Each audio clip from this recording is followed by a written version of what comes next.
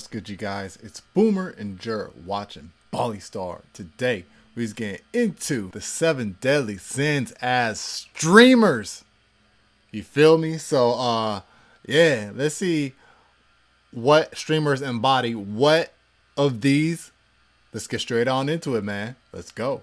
There are 7 streamers that perfectly represent the 7 deadly sins, and we'll be talking about all of them, starting with pride. Common synonyms for the sin of pride are egotism, conceit, vanity, and narcissism. All of these words are perfect descriptors for the sad situation of the streamer Neon. Neon, whose real name is Rangesh Mutama, created his YouTube channel on May 6, 2016. His channel originally focused on gaming content around the NBA 2K series. Watching his early videos, it's clear that Neon was a normal kid who had a real passion for creating content, as he posted almost daily during the beginning of his channel. But this consistency still wasn't enough to make him stand out, so he switched from making videos to streaming. This switch to streaming, along with the release of Fortnite, took Neon's live viewers from single digits all the way to the low hundreds. But this increased viewership apparently didn't satisfy Neon's prideful desires, as in December 2019, he posted a series of 4 videos that would be a stain on his online reputation forever. The series began with Neon's brother talking about how Neon was in the hospital in critical condition. Neon reiterated this point in the following video, saying he was about to enter surgery in which he would most likely not survive. The series concluded with a video titled He's Gone, which seemed to imply that Neon had passed away. Then, after a dozen best moments videos were posted on his channel, Neon posted a new video alleging he had miraculously survived. At the time, this seemed like concerning news, but when you consider that Neon is obviously not in critical condition or even in a hospital in any of the videos he posted during the ordeal, it becomes clear this was just a publicity stunt. From this point on, Neon would slowly but surely continue to ramp up his clout-chasing stunts and the level of his own arrogance. More recently, he faced himself getting jumped twice, all to feed his never-ending desire for relevancy. In terms of internet success, Neon's sin is actually propelling him to stardom. This is definitely not the case for our candidate for Lust, whose sin caused him to leave the internet and never come back.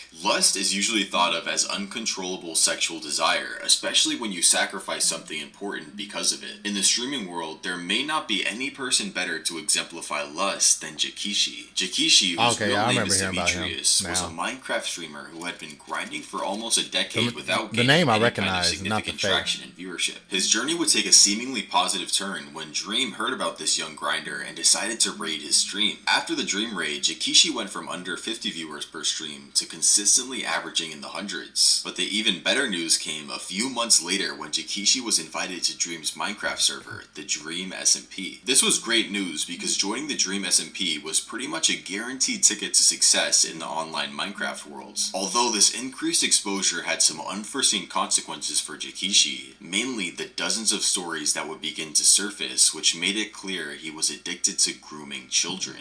There are over 40 people who came forward to talk about their experience with Jakishi, and it would take far too long to read all of them, but all the stories essentially share a similar pattern that goes like this. Jakishi meets a 12 to 13-year-old girl in a Discord server. The conversation quickly turns NSFW, with Jakishi pressuring them to continue talking even if they are uncomfortable. Throughout the conversation, he continuously asks for reassurance that the girl will never tell anyone about their quote-unquote secret relationship, but fortunately for everyone, some of the girls didn't listen to him. It didn't take long for Dream to find out about the accusations, and then subsequently remove Jakishi from the SMP, ending his online career forever. Even though it's doubtful Jakishi would have been able to maintain any kind of audience after he was exposed, he did make somewhat of a smart decision to go completely silent on all of his socials to prevent further damage, a decision that our candidate for gluttony did the reverse of. Many of you have pointed out that the sin of gluttony doesn't just apply to food. Gluttony can be indulging in anything to the point of excess or destruction. The streamer Justa Minx is a sad but perfect example of this destruction taking place. Justa Minx, whose real name is Rebecca, is an Irish streamer who streams on the just chatting genre of Twitch. She began creating content when she was 12 years old, and over the years she developed a small but loyal audience. This small audience would explode when she was featured on the popular Twitch game show Love or Host. But around the time of her blow up, Rebecca's new viewers would notice some strange things about her behavior on stream. The most obvious was her frequent emotional breakdowns, which resulted in her screaming at the camera. These breakdowns would almost always be paired with copious amounts of alcohol consumption. The alcohol consumption and erratic behavior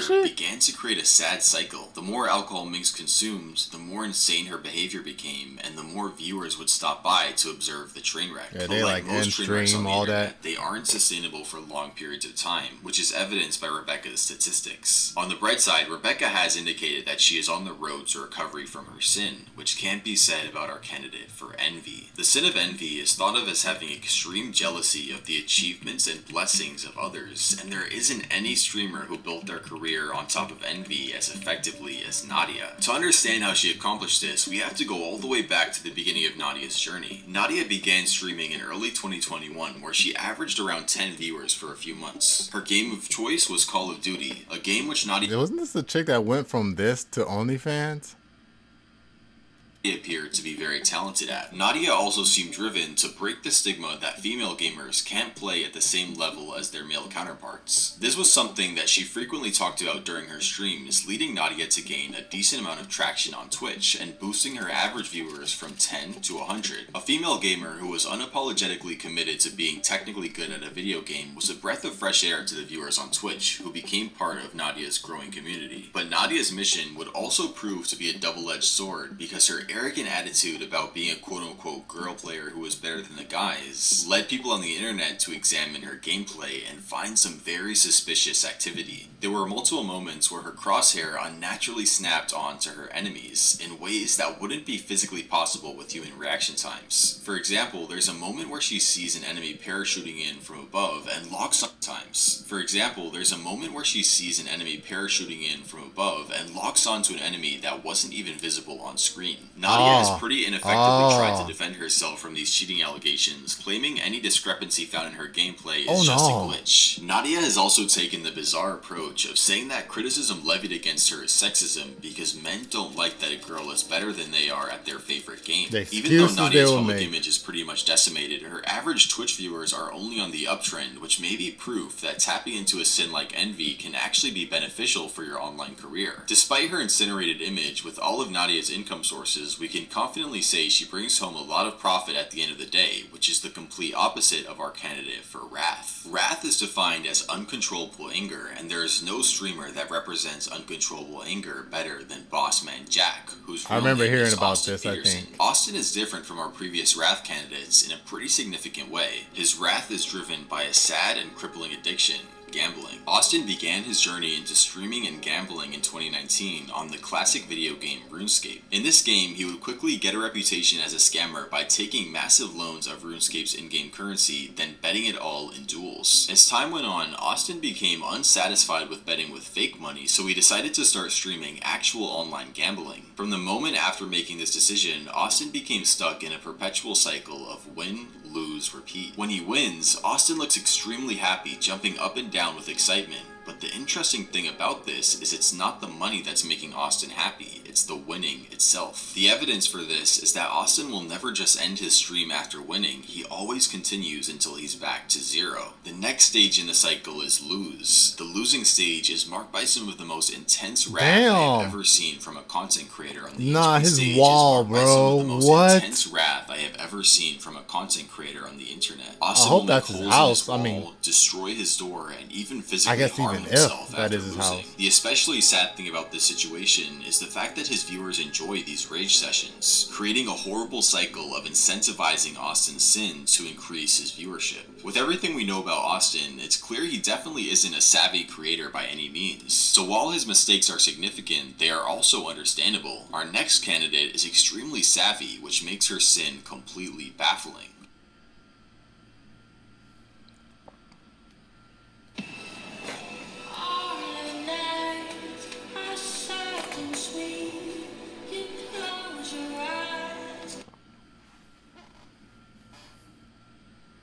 Greed is thought of as the intense and selfish desire for more than necessary. Our candidate for greed is unlike the other streamers on this list because she's kept up a perfect image, but her desire for more led her to make a foolish business decision that may have potentially destroyed her viewers' trust forever. I think I know what one that of the most popular business decision streamers on the is. internet, saw the success of other influencer products like Feastables, Prime, and Kylie Cosmetics. Having a large audience of her own, she decided to create her own consumer packaged goods product, which led her to launch Mina Cookies, a company that provided a supposedly healthier alternative to mainstream cookie brands. Everything seemed like it was going according to plan until the price of her cookies were revealed at $7 for a small bag. This price isn't as crazy as you may think, because there are plenty of premium healthy cookies on the market which cost a similar amount. What the internet discovered is that these supposedly premium cookies were a white labeled copy of nearly identical cookies with a 225% markup on the price. The only difference between the recipe of Pokémon's cookies and the other ones is an insignificant amount of vitamin D. The drama likely would have died, but Pokimane made the terrible decision of insulting the section of her audience that couldn't afford her cookies. Oh my god, $28 for cookies? I know math is hard when you're an idiot, but